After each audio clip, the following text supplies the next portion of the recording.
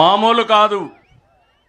4,000 దివ్యాంగులకి 6,000 ఉంటే 3,000 పెంచాను. 3,000 నుంచి 6,000 పెంచాను. అంటే 12 రెట్లు పెంచాను. భగవంతుడు వాళ్ళ పట్ల చిన్న చూపు చూశాడు. మానవత్వంతో వాళ్ళు ఆదుకోవాలని నేను ముందుకు పోయాను.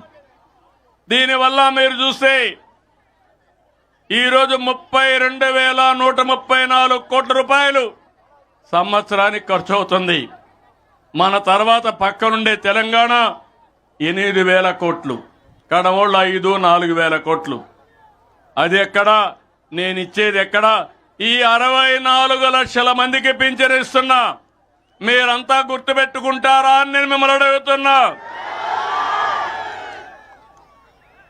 4,000, 6,000 కిడ్నీ పేషెంట్లుంటే డయాలసిస్ చేసుకుంటే 10,000 బెడ్కి పరిమితం అయితే వాళ్ళ ఇంట్లో వాళ్ళకి సేవ చేయాల్సి వస్తే 15,000 జీతంతో సమానంగా మీకు ఇస్తున్నానా లేదా అని మిమ్మల్ని అడుగుతున్నా.